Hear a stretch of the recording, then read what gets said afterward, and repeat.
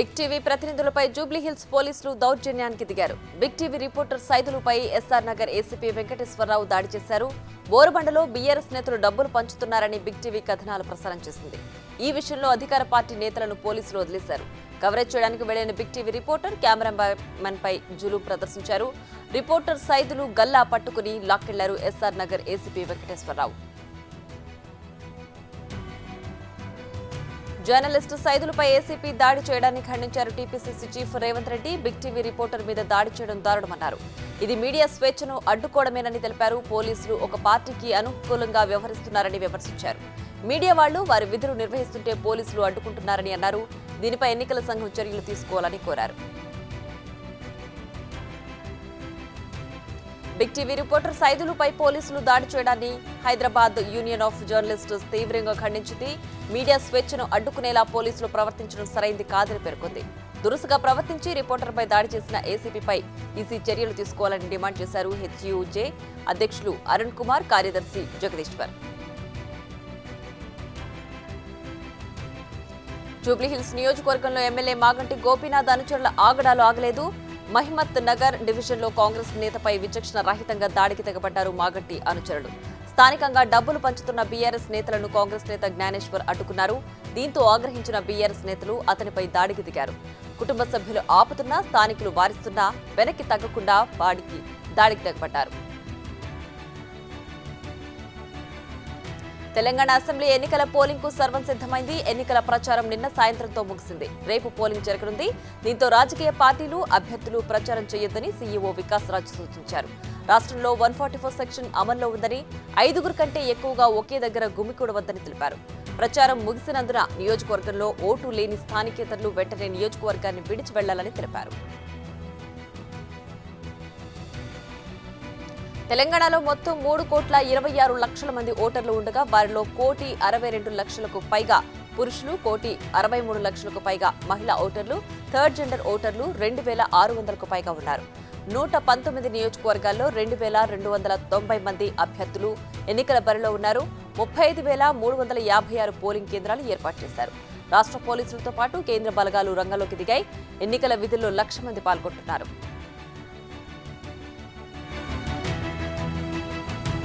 మావోయిస్టులు ఎన్నికల బహిష్కరణకు పిలుపునివ్వడంతో ఏజెన్సీ ప్రాంతాల్లో అదనపు భద్రతా సిబ్బందిని నియమించారు. సమస్యాత్మక పోలింగ్ కేంద్రాల వద్ద 5 అంచెల భద్రత ఉంటుందన్నారు వికాస్ రాజ్. 10,000కు పైగా సమస్యాత్మక పోలింగ్ కేంద్రాలు ఉన్నాయని గుర్తించారు.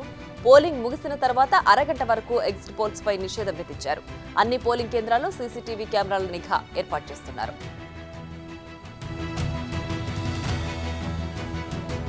రేపు తెలంగాణ వ్యాప్తంగా సెలవు ప్రకటించామని, ప్రైవేటు కంపెనీలు కూడా హాలిడే ఇవ్వాలని ఆదేశాలు జారీ చేసినట్లు వికాస్ రాజ్ తెలిపారు. ఓటు వేసేందుకు వచ్చేవాళ్లు voter card, Aadhaar card, driving licence వంటి ఐడీ కార్డులను తీసుకురావాలన్నారు. ఇటు రేపు, ఎల్లుండి విద్యాసంస్థలకు రాష్ట్ర ప్రభుత్వం సెలవు ప్రకటించింది. ఈ మేరకు ఉత్తర్వులు జారీ చేశారు.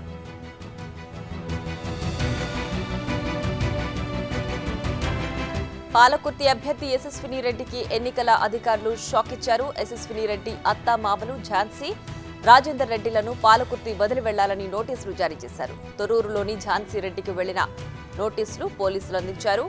నియోజకవర్గంలో ఓటు హక్కు లేని వారు వెళ్లిపోవాలని, ఎన్నికల నిబంధనలు ఉన్నాయని, వెంటనే వెళ్లిపోవాలని కోరారు. అయితే ఓటమి భయంతోనే మంత్రి ఎర్రబెల్లి దయాకర్ రావు కుట్రలు చేస్తున్నారంటూ ఫైర్ అయ్యారు ఝాన్సీ రెడ్డి. తెలంగాణ ఎన్నికల్లో విచ్చలవిడిగా డబ్బు వెదజల్లుతున్నారు. నిన్న ఏకంగా 14 కోట్ల విలువైన నగదు, ఇతర సామాగ్రి స్వాధీనమయ్యాయి. ఇందులో అత్యధికంగా 9.5 కోట్ల మేర నగదుంది. మిగతా 5 కోట్ల విలువైన మద్యం, చీరలు, బంగారం, ఇతర సామాగ్రి ఉన్నాయి. ఈసీ అంచనాల ప్రకారం గంటకు సుమారు 1/2 కోటికి పైగా పట్టుబడుతోంది. పోలింగ్ తేదీకి మరో 24 గంటల సమయం మాత్రమే ఉంది. అప్పట్లోగా మరింత నగదు దొరికే అవకాశాలు ఉన్నాయని అంచనా వేస్తున్నారు. వికారాబాద్ జిల్లాలో డబ్బులు పంచుతున్నారు బీఆర్ఎస్ నేతలు. పూడూరు మండలం చీలాపూర్లో ఓటర్లతో ప్రమాణం చేయించారు ఎంపీటీసీ రామకృష్ణారెడ్డి. ఏకంగా తన ఇంటికే పిలిచి లిస్టు రాస్తూ డబ్బులు పంచుతూ బైబిల్ మీద ప్రమాణం చేయించారు. ఈ తతంగాన్ని అన్నిటినీ కొందరు వ్యక్తులు వీడియో తీసి సోషల్ మీడియాలో అప్లోడ్ చేశారు. ఓటర్లను ప్రభావితం చేయడంలో కాంగ్రెస్ కార్యకర్తలు ఆగ్రహం వ్యక్తం చేశారు. ఎంపీటీసీ రామకృష్ణారెడ్డిపై చర్యలు తీసుకోవాలని డిమాండ్ చేస్తున్నారు.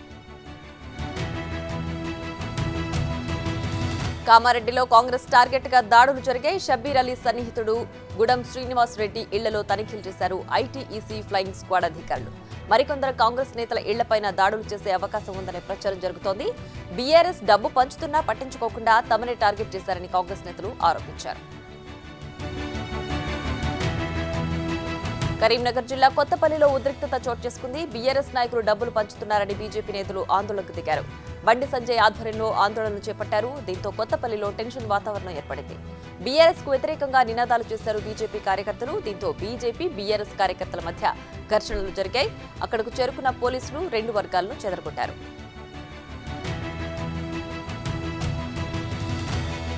ఈ ఎన్నికల్లో కేసీఆర్ అడ్డదారిలో గెలవాలనుకుంటున్నారని బీజేపీ ఎంపీ బండి సంజయ్ అన్నారు. సీఎంఓ ఆఫీస్ నుంచి సూచనల మేరకు బీఆర్ఎస్ నాయకులు విచ్చలవిడిగా డబ్బులు పంచుతున్నారని ఆరోపించారు. రిటైర్ అయిన అధికారులతో ఓటుకి 10,000 రూపాయలు ఇచ్చి కొనాలని చూస్తున్నారని అన్నారు. డిసెంబర్ 3న కేసీఆర్ మాజీ సీఎం అవుతారని జోసి చెప్పారు బండి సంజయ్.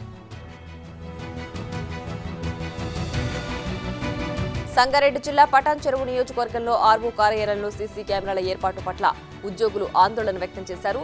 తాము వినియోగించుకున్న ఓట్లు సీసీ కెమెరాలో రికార్డు అయ్యాయని ఆరోపించారు. 3 రోజులుగా ఓటు హక్కు వినియోగించుకునేందుకు ప్రయత్నం చేసి చివరికి పోరాటం ద్వారా ఓటు హక్కు సాధించుకున్నామని, బ్యాలెట్ బాక్స్ వద్ద సీసీ కెమెరాలు పెట్టి తాము ఎవరికి ఓటు వేశామో పూర్తిగా రికార్డు చేశారని ఉద్యోగులు ఆరోపిస్తున్నారు. సిరిసిల్ల రిటర్నింగ్ అధికారి కార్యాలయం ముందు ప్రభుత్వ ఉద్యోగులు నిరసన తెలిపారు. పోస్టల్ బ్యాలెట్ కు అప్లై చేస్తే ఇప్పటి వరకు ఓటు అవకాశం కల్పించలేదని ఆగ్రహం వ్యక్తం చేశారు. ఇవాల్టి వరకు పోస్టల్ బ్యాలెట్ ఓటు కల్పించకపోతే విధులు బహిష్కరిస్తామని హెచ్చరించారు. సికింద్రాబాద్ కంటోన్మెంట్ లో డబుల్ బెడ్రూమ్ ఇళ్ల స్కామ్ భారీగానే జరిగిందని ఆరోపణలు వినిపిస్తున్నాయి. ఇళ్లిప్పిస్తానంటూ కంటోన్మెంట్ బీఆర్ఎస్ అభ్యర్థి లాస్య నందిత భారీగా డబ్బులు వసూలు చేసినట్లు చెబుతున్నారు. కవాడిగూడ కార్పొరేటర్ గా పనిచేసిన లాస్య నందిత 180 మంది నుంచి డబ్బు వసూలు చేసినట్లు ఆరోపణలున్నాయి. ఒక్కొక్కరి నుంచి 5 లక్షల రూపాయలు వసూలు చేసినట్లు చెబుతున్నారు. ఇళ్లు రాలేదు కాబట్టి ఇచ్చిన డబ్బును వడ్డీతో సహా ఇవ్వాలంటూ లాస్య నందిత ఇంటికి వెళ్లి మరీ బాధితులు నిలదీశారు. ఇళ్లిప్పిస్తానంటూ డబ్బులు తీసుకున్నది వాస్తవమేనని ఒప్పుకుంటూ లాస్య నందిత కెమెరాకు కూడా చిక్కారు. డబుల్ బెడ్రూమ్ ఇళ్ల వసూళ్లపై గతంలో Lasya Nandita phone call audio leak అయింది. ఇప్పుడు వీడియోలు కూడా బయటకు రావడం కలకలం రేపుతోంది. రాష్ట్ర వ్యాప్తంగా చాలా చోట్ల డబుల్ బెడ్రూమ్ ఇళ్ల కోసం వసూళ్లకు పాల్పడ్డారని బాధితులు ఆరోపిస్తున్నారు.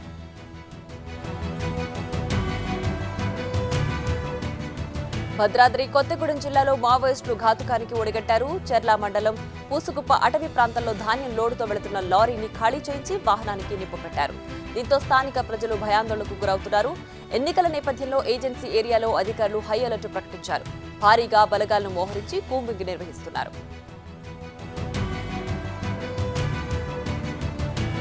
తెలంగాణ మంత్రి మల్లారెడ్డికి సుప్రీంకోర్టులో ఊరట దక్కింది. ఎన్నికల్లో పోటీ చేయకుండా మంత్రి మల్లారెడ్డిని నిలువరించాలని దాఖలైన పిటిషన్ను సుప్రీంకోర్టు కొట్టివేసింది. మంత్రి మల్లారెడ్డి 3 అఫిడవిట్లలో 3 విధాలుగా తన విద్యార్హతలు పొందుపరిచారని పిటిషనర్ కోర్టు దృష్టికి తీసుకువెళ్లారు. అభ్యంతరాలు లేవనెత్తినా రిటర్నింగ్ అధికారి పట్టించుకోలేదని పేర్కొన్నారు. హైకోర్టు ముందుకు వెళ్లినా హైకోర్టు కూడా ఈ విషయాలను పరిగణలోకి తీసుకోలేదన్నారు పిటిషనర్. దీనిపై విచారణ జరిపిన సుప్రీంకోర్టు ప్రస్తుత పరిస్థితుల్లో ఈ విషయంలో తాము జోక్యం చేసుకోలేమని స్పష్టం చేసింది.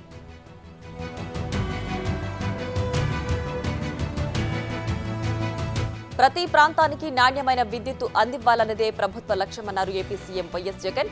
సబ్స్టేషన్లు లేక ఇబ్బంది పడుతున్న వారికి కష్టాలు తీరనున్నాయని తెలిపారు. రైతులకు 9 గంటల విద్యుత్తు పగటిపూటే ఇవ్వాలని అధికారంలోకి రాగానే నిర్ణయించామని సీఎం పేర్కొన్నారు. రాష్ట్ర విద్యుత్తు రంగ చరిత్రలో తొలిసారిగా ఒకేసారి 28 సబ్స్టేషన్లకు ఏపీ ట్రాన్స్కో శ్రీకారం చుట్టింది.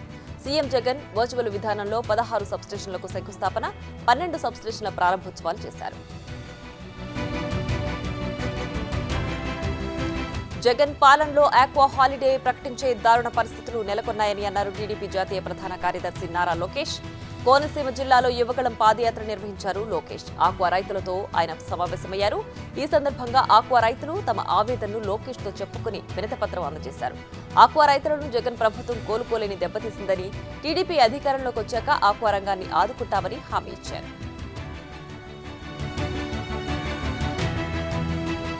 దశల వారీగా మద్యం నిషేధిస్తామని చెప్పిన ఏపీ సీఎం జగన్ ఇప్పుడు ఏం చేస్తున్నారని టీడీపీ ఏపీ అధ్యక్షుడు అచ్చెన్నాయుడు ప్రశ్నించారు. మద్యం అమ్మకాలు మొదలుపెట్టి డబ్బును ప్యాలెస్ కు తరలిస్తున్నారని విమర్శించారు. మద్య ధరలు పెంచడమే కాదు, నాసిరకం మద్యాన్ని పంపిణీ చేస్తూ ప్రజల ప్రాణాలతో చెలగాటమాడుతున్నారని దుయ్యబట్టారు. ఏపీ హైకోర్టులో ఎన్ఐఏ కౌంటర్ దాఖలు చేసింది. జగన్ తనపై జరిగిన దాడిలో లోతైన విచారణ చేయాలని చేసిన పిటిషన్పై ఎన్ఐఏ కౌంటర్ వేసింది. దాడిలో కుట్రకోణం ఏదీ లేదని ఎన్ఐఏ హైకోర్టు ధర్మాసనానికి తెలిపింది. శ్రీనివాస్ టీడీపీ అభిమాని కాదని విచారణలో తేలిందని పేర్కొంది. ఈ దాడి కేసులో లోతైన విచారణ జరిపించాల్సిన అవసరం లేదని ఎన్ఐఏ తెలిపింది. స్కిల్ డెవలప్మెంట్ కేసులో టీడీపీ అధినేత చంద్రబాబు బెయిల్ రద్దు కోరుతూ ఏపీ సిఐడి దాఖలు చేసిన పిటిషన్పై సుప్రీంకోర్టులో విచారణ జరిగింది. డిసెంబర్ 8 లోపు కౌంటర్ దాఖలు చేయాలని చంద్రబాబుకు అత్యున్నత న్యాయస్థానం నోటీసులు జారీ చేసింది. తదుపరి విచారణ వరకు కేసు వివరాలు ఎక్కడా మాట్లాడవద్దని ఆయనకు సూచించింది. అయితే ర్యాలీలు, రాజకీయ కార్యకలాపాల్లో పాల్గొనవచ్చని సుప్రీంకోర్టు స్పష్టం చేసింది. ఆంధ్రప్రదేశ్ ఆర్థిక పరిస్థితి ఆందోళనకరంగా ఉందన్నారు మాజీ మంత్రి యనమల రామకృష్ణుడు. అప్పుల భారం లెక్కలేనంతగా పెరిగిందని విమర్శలు చేశారు. రాష్ట్ర ఆర్థిక స్థితిపై శ్వేతపత్రం కోరుతూ తాను రాసిన లేఖలకు ఆర్థిక మంత్రి బుగ్గన రాజేంద్రనాథ్, ఆ శాఖ కార్యదర్శుల నుంచి ఎలాంటి జవాబు రాలేదన్నారు. వైసీపీ ప్రభుత్వం ఇప్పటికే 10 లక్షల కోట్ల రూపాయలు అప్పచేసిందని, దీనికి అదనంగా ప్రభుత్వ గ్యారంటీల పేరుతో రుణాలు తీసుకుంటోందని తెలిపారు. ఇసుక మైనింగ్ మధ్యంలో ఏపీ ప్రభుత్వం అవినీతికి పాల్పడుతోందని విమర్శించారు బీజేపీ రాష్ట్ర అధ్యక్షురాలు పురంధేశ్వరి. విభజన చట్టంలోని అన్నిటిపై కేంద్ర సహకారం అందించిందని ఆమె తెలిపారు. దళితులకు చెందిన 27 పథకాలను ఈ ప్రభుత్వం పక్కన పెట్టిందని చెప్పారు. విజయనగరం జిల్లా నదుల నుంచి ఇసుక దోచుకుంటున్నారని, అక్కడ మైనింగ్ మాఫియా నడుస్తోందని ఆరోపించారు. పల్నాడు జిల్లా నర్సరావుపేట వైసీపీలో వర్గ విభేదాలు రోడ్డున పడ్డాయి. జ్యోతిరావు పూలే విగ్రహం వేదికగా గ్రూప్ రాజకీయాలు బయటపడ్డాయి. జ్యోతిరావు పూలే విగ్రహానికి విడివిడిగా నివాళులర్పించారు గజ్జల బ్రహ్మారెడ్డి, ఎమ్మెల్యే గోపిరెడ్డి శ్రీనివాసరెడ్డి వర్గాలు. 2 రోజుల క్రితం ఎమ్మెల్యేకి వ్యతిరేకంగా బ్రహ్మారెడ్డి వర్గం ర్యాలీ నిర్వహించింది. దీనిపై స్పందించిన ఎమ్మెల్యే గోపిరెడ్డి శ్రీనివాసరెడ్డి అసంతృప్తులకు వార్నింగ్ ఇచ్చారు. ఇక నుంచి తానేంటో చూపిస్తానని హెచ్చరించారు.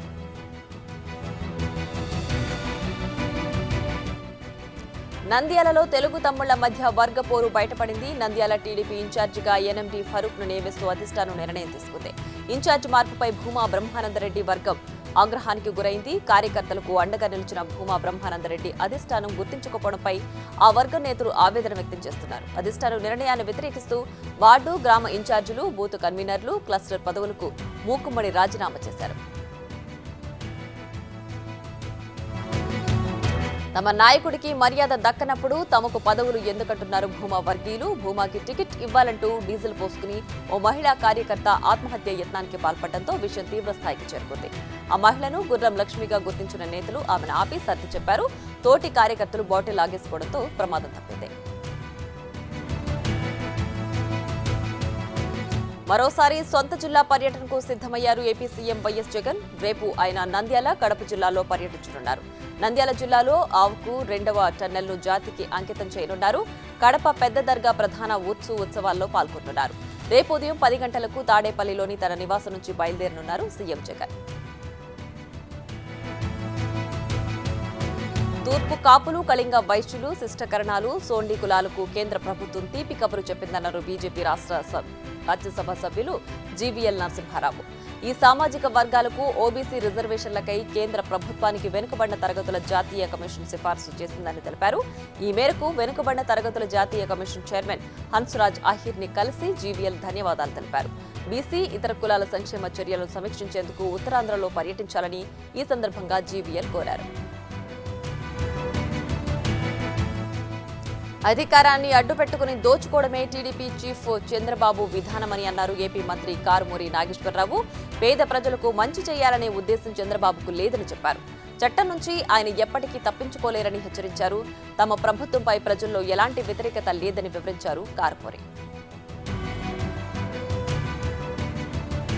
వైసీపీ పాలనలో బీసీలకు తీరని అన్యాయం జరిగిందని, బీసీల ఐక్య పోరాటం, కుల సంఘాల నేతలు అభిప్రాయం వ్యక్తం చేశారు. గుంటూరు టీడీపీ కార్యాలయంలో బీసీ విభాగం ఆధ్వర్యంలో జరిగిన రౌండ్ టేబుల్ సమావేశంలో అన్ని పార్టీల బీసీ నేతలు పాల్గొన్నారు. బీసీలకు మెడికల్ కాలేజీలో సీట్లు లేవని, చట్టపరంగా రావాల్సిన మెడికల్ సీట్లను సీఎం జగన్ అమ్ముకున్నారని ఆరోపించారు. ఏపీ తిరుమల శ్రీవారి ఆలయంలో సనాతన ధర్మాన్ని గురించి ప్రధాని మోడీ ట్విట్టర్ ద్వారా ఫిర్యాదు చేశారు. టీటీడీ గౌరవ అర్చకులు రమణ దీక్షితులు జగన్ సర్కార్ను టార్గెట్ చేసిన ఆయన తిరుమల ఆలయం సనాతన వ్యతిరేక అధికారి, ప్రభుత్వ కబంధ హస్తాల్లో ఉందని, ఆలయాన్ని పరిరక్షించాలని కోరుతూ ప్రధాని మోడీ ట్వీట్ చేశారు. అలాగే హిందూ దేవాలయాల పురాతన సంప్రదాయాలు, నిర్మాణాలు, ఆస్తులను టీటీడీలోని సనాతన అధికారి క్రమ పద్ధతిలో నాశనం చేస్తున్నారని ఆవేదన వ్యక్తం చేశారు. అయితే ట్వీట్ చేసిన వెంటనే దాన్ని తొలగించారు రమణ దీక్షితులు. తాను చదివిన కాలేజీకి చీఫ్ గెస్ట్ హోదాలో రావడం సంతోషంగా ఉందన్నారు మంత్రి రోజా. పద్మావతి డిగ్రీ కళాశాలలో జరిగిన కాలేజ్ డేకు ఆమె హాజరయ్యారు. అక్కడ విద్యార్థులతో మంత్రి ముచ్చటించారు. తర్వాత కాలేజ్ అంతా కలిగి తిరిగారు. గత స్మృతులను గుర్తు చేసుకున్నారు. రోజాతో సెల్ఫీని దిగేందుకు విద్యార్థులు ఎగబడ్డారు. తాను చదివినప్పుడు జరిగిన ఘటనలు గుర్తు చేసుకున్నారు. విద్యార్థులంతా లక్ష్యాన్ని గుర్తుపెట్టుకుని పనిచేస్తే విజయం తథ్యమన్నారు రోజా.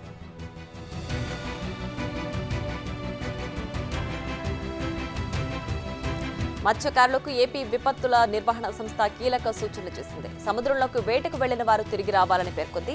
ఆగ్నేయ బంగాళాఖాతంలో తుఫాను ఏర్పడే అవకాశం ఉందని తెలిపింది. దీంతో సముద్రం అల్లకల్లోలంగా మారుతుందని చెప్పింది.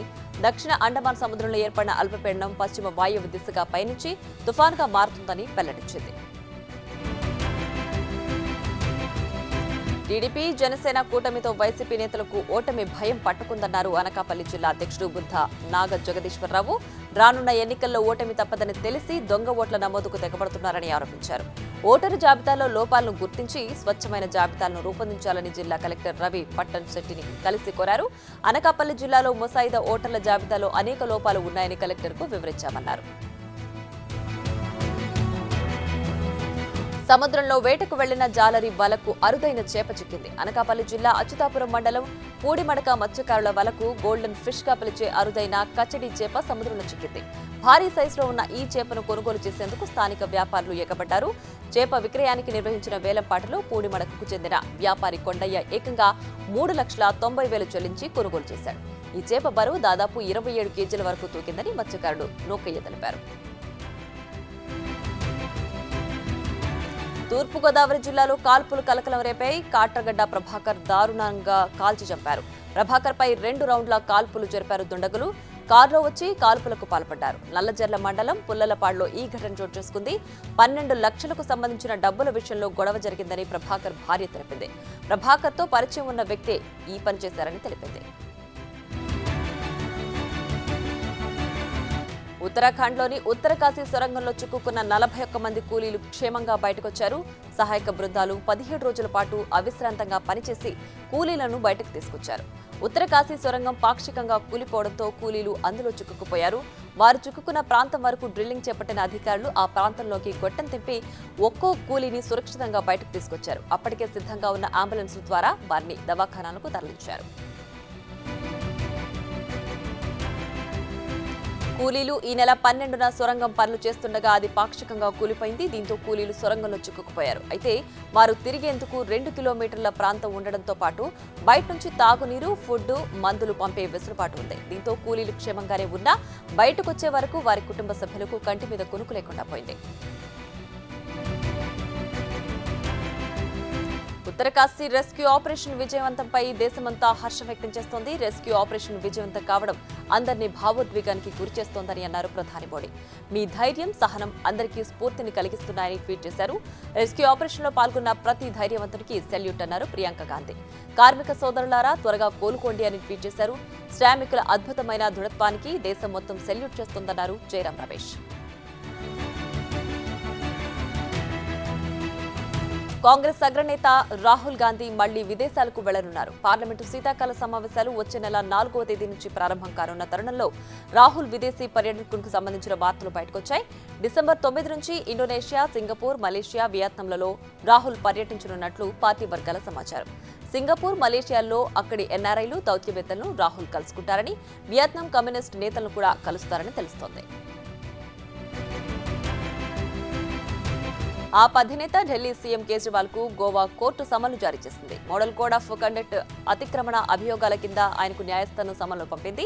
ఇవాళ విచారణకు హాజరు కావాలని తెలిపింది. కోర్టు నోటీసులను తాము స్వీకరించామని గోవా ఆప్ యూనిట్ తెలిపింది. కానీ కేజ్రీవాల్ పై దాఖలైన క్రిమినల్ కేసుకు సంబంధించి ఎటువంటి వివరాలు తమకు తెలియదని పేర్కొంది. తమిళనాడులో 400 కోట్ల రూపాయలతో ఫుట్వేర్ తయారీ పార్కును ఏర్పాటు చేసే యోచనలో ఉన్నట్లు ఆ రాష్ట్ర సీఎం స్టాలిన్ వెల్లడించారు. రాణిపేట జిల్లాలో సుమారు 250 ఎకరాల స్థలంలో దీన్ని నిర్మించనున్నట్లు తెలిపారు. ఈ పారిశ్రామిక ప్రాజెక్టుతో 20,000 కొత్త ఉద్యోగాలు వస్తాయన్నారు. పశ్చిమ బెంగాల్ బీజేపీ నేత సువేందు అధికారిపై సస్పెన్షన్ వేటు పడింది. ఆయన్ను ఈ శీతాకాల అసెంబ్లీ సమావేశాల నుంచి సస్పెండ్ చేస్తున్నట్లు రాష్ట్ర పార్లమెంటరీ వ్యవహారాల సహాయక మంత్రి సోవన్ దేవ్ చటోపాధ్యాయ్ వెల్లడించారు. అసెంబ్లీ స్పీకర్ భీమన్ బెనర్జీకి వ్యతిరేకంగా తీవ్ర వ్యాఖ్యలు, సంజ్ఞలు చేయడంతో సువేందు అధికారిని సస్పెండ్ చేసినట్లు సోవన్ దేవ్ తెలిపారు. సుప్రీంకోర్టు స్పందన నేపథ్యంలో కేరళ గవర్నర్ ఆరిఫ్ ఖాన్ ఒక బిల్లును ఆమోదించారు. మిగతా 7 బిల్లులను రాష్ట్రపతి ఆమోదం కోసం రిజర్వ్లో ఉంచారు. ఇటీవల పంజాబ్ వర్సెస్ గవర్నర్ కేసులో సుప్రీంకోర్టు స్పందిస్తూ గవర్నర్లు బిల్లులను నిర్వధికంగా తొక్కిపెట్టడం సరికాదని హితో పలికింది. అదే సమయంలో 8 బిల్లుల విషయంలో గవర్నర్ ఉద్దేశపూర్వకంగా జాప్యం చేస్తున్నారని కేరళ ప్రభుత్వం కూడా ఇటీవల సుప్రీంకోర్టును ఆశ్రయించింది. భారతీయ సినిమాల్లో పాకిస్తాన్ నటులు, ఇతర సాంకేతిక సిబ్బంది పనిచేయకుండా పూర్తిగా నిషేధం విధించాలన్న పిటిషన్ను సుప్రీంకోర్టు కొట్టివేసింది. గతంలో బాంబే హైకోర్టు జారీ చేసిన ఉత్తర్వుల్లో జోక్యం చేసుకోబోమని స్పష్టం చేసింది. పాక్ నటుల వల్ల భారతీయ నటులకు అవకాశాలు తగ్గిపోతున్నాయని ఫైజ్ అన్వర్ అనే ఆర్టిస్టు పిటిషన్ వేయగా అలా చేయడం కుదరదని కోర్టు కొట్టేసింది. కేంద్ర ప్రభుత్వ విధానాలకు వ్యతిరేకంగా రైతు, కార్మిక సంఘాల పిలుపు మేరకు 3 రోజుల పాటు జరిగిన దేశవ్యాప్త ఆందోళనలు ముగిశాయి. ఈ సందర్భంగా ఎంఎస్సీ, రుణమాఫీ, లేబర్ కోడ్ల రద్దు తదితర డిమాండ్లను కేంద్ర ప్రభుత్వం పరిష్కరించాలని కోరారు. లేకుంటే 2024 లోక్సభ ఎన్నికల్లో బీజేపీని ఓడిస్తామని హెచ్చరించారు. రాబోయే రోజుల్లో ఉద్యమాన్ని ఉధృతం చేస్తామని అన్నారు. త్వరలో సమావేశమై భవిష్యత్తు కార్యాచరణపై నిర్ణయం తీసుకుంటామని నేతలు ప్రకటించారు. ఢిల్లీలో కాలుష్య స్థాయి తగ్గుదల కనిపిస్తోంది. గాలిలో నాణ్యత మెరుగుపడుతోందని వాతావరణ శాఖ ప్రకటించింది. ఇది స్థిరంగా ఉండదని, ప్రజలు మాత్రం అప్రమత్తంగా ఉండాలని సూచించింది. నిబంధనలను అనుసరించి కాలుష్య నివారణకు అందరూ సహకరించాలని పర్యావరణ మంత్రి గోపాల్ రాయ్ ఢిల్లీ ప్రజలకు విజ్ఞప్తి చేశారు. ప్రతి ఒక్కరూ బాధ్యతగా నిబంధనలు పాటించి ప్రభుత్వానికి సహకరించాలని కోరారు. ఇజ్రాయెల్, హమాస్ మధ్య కుదిరిన 4 రోజుల తాత్కాలిక సంధి గడువు మరో 2 రోజులు పొడిగించారు. ఒప్పందంలో భాగంగా 50 మంది మహిళా ఖైదీలను విడుదల చేసేందుకు ఇజ్రాయెల్ అంగీకరించింది. ఇందుకు ప్రతిగా హమాన్ చెరలో ఉన్న మరో 20 మంది ఖైదీలు విడుదల అవుతారని ఇజ్రాయెల్ భావిస్తోంది. తొలుత 4 రోజులు అనుకున్న తాత్కాలిక సంధి కాలం మరో 2 రోజులు పొడిగించిన విషయాన్ని ఖతార్, యుఎస్ ధృవీకరించారు. సంధి గడువు పొడిగింపును ఐటీ దిగ్గజం టీసీఎస్ 17,000 కోట్ల షేర్ల బైబ్యాక్ కు సంబంధించిన తేదీలను ప్రకటించింది. బైబ్యాక్ ఆఫర్ డిసెంబర్ 1న ప్రారంభమై 7తో ముగుస్తుందని పేర్కొంది. ఈ బైబ్యాక్ లో ఒక్కో షేర్ను ఇన్వెస్టర్లు 4,150 రూపాయల చొప్పున షేర్లను టీసీఎస్ కు విక్రయించవచ్చు. షేర్ల బైబ్యాక్ లో భాగంగా 4.09 కోట్ల షేర్లను టీసీఎస్ కొనుగోలు చేయనుంది. దీనివల్ల కంపెనీ లాభదాయకతపై కానీ ఆదాయంపై కానీ ఎలాంటి ప్రభావం ఉండబోదని టీసీఎస్ తెలిపింది. ఖలిస్తానీ ఉగ్రవాది గురుపంత్వంత్ సింగ్ పన్ను హత్యకు కుట్ర కేసులో అమెరికా దర్యాప్తునకు భారత ప్రభుత్వం పూర్తి సహకారం అందిస్తుందని కెనడాలోని భారత హైకమిషనర్ సంజయ్ కుమార్ వర్మ వెల్లడించారు. కానీ నిజ్జర్ హత్య కేసులో ఢిల్లీ సహకరించబోదని తేల్చి చెప్పారు. సమాచారం పంచుకునే విషయంలో 2 దేశాల మధ్య ఉన్న తేడా కారణంగానే భారత ప్రభుత్వం స్పందన కూడా వీరి విషయంలో భిన్నంగా ఉందని ఆయన వివరించారు. అమెరికాలోని పలు ఆసుపత్రులపై సైబర్ దాడి జరిగింది. దీంతో అత్యవసర వైద్య సేవలు, ఇతర సదుపాయాలకు అంతరాయం ఏర్పడింది. న్యూజెర్సీ, న్యూ మెక్సికో, ఓక్లహామా రాష్ట్రాల్లోని 20కి పైగా ఆసుపత్రుల్లో అర్జెంట్ హెల్త్ సర్వీసెస్ అనే సంస్థ వైద్య సేవలు, ఇతర సదుపాయాలను అందిస్తోంది. తాజాగా ఆయా ఆసుపత్రుల్లోని మెడికల్ సాఫ్ట్వేర్ సిస్టమ్ను సైబర్ నేరగాళ్లు హ్యాక్ చేశారు. దీంతో ఆసుపత్రుల్లోని క్లినికల్, ఫైనాన్షియల్ ఆపరేషన్స్ నిలిచిపోయాయి.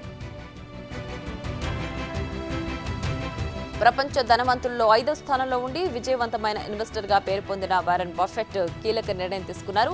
మరణానంతరం తన సంపదలోని 99% దానం చేయడానికి నిర్ణయించారు. తన హోల్డింగ్ కంపెనీ బెర్క్షైర్ హాత్వే తన మరణానంతరం ఉద్దేశాలను ఆయన ఒక లేఖలో వివరించారు.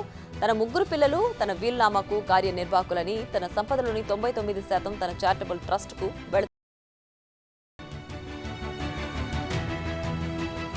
భారతీయ ఒలింపిక్ బాక్సర్ మేరీకోమ్ సంకల్ప్ కిరణ్ పురస్కారంను అందుకున్నారు. సంకల్ప్ దివస్ 2023లో భాగంగా హైదరాబాద్లోని శిల్పారామంలో జరిగిన కార్యక్రమంలో ఆమెకు అవార్డును అందజేశారు. ప్రముఖ వ్యాపారవేత్త లయన్ డాక్టర్ వై కిరణ్ జన్మదినం సందర్భంగా సంకల్ప దివస్ జరుపుతారు.